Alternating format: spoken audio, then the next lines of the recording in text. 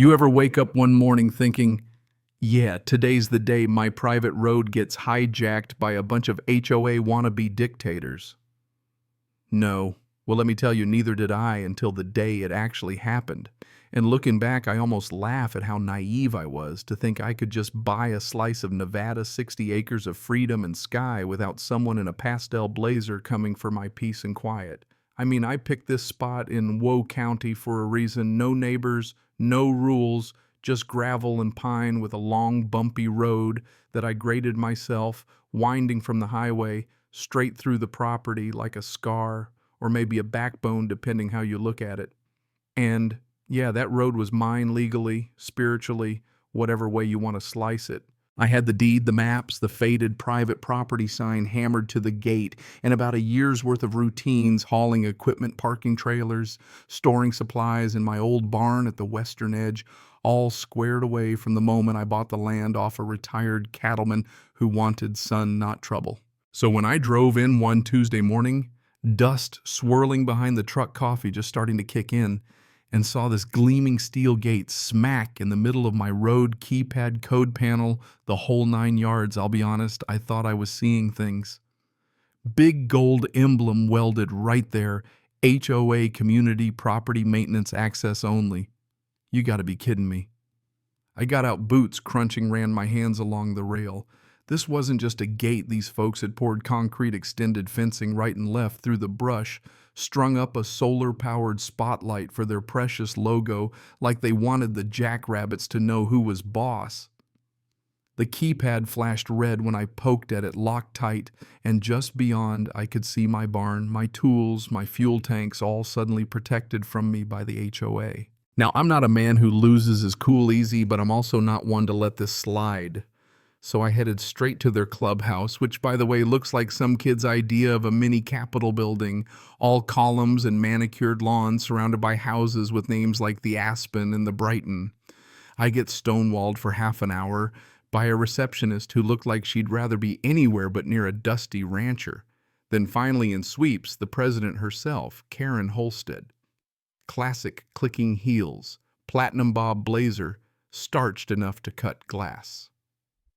The first thing out of her mouth after the slow, sweet Mr. Daniels was that my road was now a shared infrastructure maintenance corridor, and that the revised boundary plan had been confirmed by some HOA consultant with a bunch of old property designations. According to her, the county surveyor decades ago made a little error, and now my gravel road was apparently an abandoned easement. Never mind my deed, my tax records, or the fact I'd been maintaining that road myself for a year. She tells me they've updated their documentation and I'm now adjacent to Ridgewood Trails community grounds with shared infrastructure privileges, which funny enough comes with an annual HOA fee prorated for this year at a smooth $2,800. If payment isn't received by the end of the quarter, she tells me, with the sympathy of a guillotine, we'll have to restrict gate access. Unauthorized entry could be considered trespassing. I'll be honest, I laughed maybe too loud. So you build a fence across my land block, my barn, and now you want me to pay for the privilege? She just sighs like I'm the crazy one. Back at my place, I went full detective deed, survey maps, GPS overlays, everything. No ambiguity. My road, my barn, my gate, every inch inside my boundaries. But the next day, a fancy envelope lands on my porch. Ridgewood Trails HOA logo invoice for maintenance corridor dues, a letter from Karen herself warning that any non-payment would mean revoked gate access. I sat on my porch and watched the wind whip grit around my boots, the letter blurring in my hands. This wasn't incompetence. It was a hostile takeover, HOA style. I didn't sleep much that night, pacing my own road with a flashlight and a thermos of burnt coffee, staring down that new gate like it was an insult. By sunrise, I'd made up my mind. I called a buddy in Reno, rented an excavator, and spent the day carving out a new road deep through the scrub pine, rough as hell, but it did the trick. By sundown, I had a bypass right to my barn. No gate, no keypad, just me and the land I paid for. But I knew Ridgewood wouldn't let that stand. Sure enough, the next morning I show up with a GoPro strapped to my chest, just filming the layout for evidence, and spot a black SUV idling near the fence line. Karen's inside, of course, camera ready, snapping pictures. That afternoon, a certified envelope shows up, cease and desist from their lawyer, Vincent Reed, citing unauthorized earth moving on HOA permitted land, plus claims that I'd disrupted the ecological continuity of their greenbelt buffer. They even cite state statutes like I'm some kind of outlaw. I just about spit out my coffee. Next thing I know, my mail goes missing. I'm expecting a court notice, nothing arrives. Turns out Ridgewood had filed a mail forwarding request, rerouting everything to their administrative drop unit. They'd literally hijacked my mail. I file a federal complaint, get my lawyer to fix it, but not before Ridgewood uses the delay to claim I was non-compliant.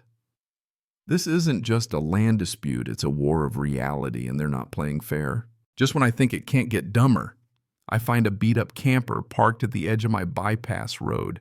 Some guy named Tom Millard, living inside with a fake HOA temporary occupancy permit zip-tied to a stake 10 feet inside my property line. Turns out Tom's ex-private security in his last contract, Karen's husband's company. I pull my trail cam footage there. He is flying a drone over my house at 2 a.m. Surveillance, intimidation, maybe just pettiness, but it's all coordinated. That's when I go full offense. Drone mapping surveyors cease and desist against Tom for trespassing, filed with the county. My lawyer Morgan is all over it. One-night security footage shows Tom stalking around my new gate with bolt cutters. He doesn't touch anything, but it's enough. I forward the footage to the sheriff. Sunday morning, a deputy and land use officer come out, check the maps, see the footage, and tell Tom to pack up. He's gone by noon, the flagpole and Ridgewood HOA banner yanked out of my road like a pulled tooth. 2 days later, the official boundary report comes in, signed, sealed, 4 pages, proving every inch of road, barn, and bypass is mine. We hit Ridgewood with a $250,000 civil suit, trespass, obstruction, mail fraud, you name it. Their lawyer sends back some condescending nonsense about inevitable integration. And that's when I know these folks aren't backing down. They're running a crusade. Court day is a circus. Karen struts in with her board and lawyer Reed all smug, acting like this is a PTA bake sale. My lawyer presents the survey, the drone footage, the fraudulent mail forms, even the video of Tom sneaking around with a drone. The Judge Holbrook no-nonsense calls it like she sees it, wants facts, not HOA fantasy. Morgan lays out the maps, the evidence, and it just builds and builds. Then boom, the big twist. Turns out Ridgewood submitted altered maps for a county grant, erasing my name and inventing a maintenance zone to get taxpayer money. We even get their old civil engineer on the stand, who testifies that Karen knew those maps were fake. She's forced to admit it right there in court. Karen snaps, accuses me of being a land use separatist who refuses integration into her community. The courtroom cracks up. My lawyer stands up and says, "Your Honor, my client just wants to use his own damn driveway." Even the judge smiles. But then it gets real. The ruling my property, no HOA claim, no fees.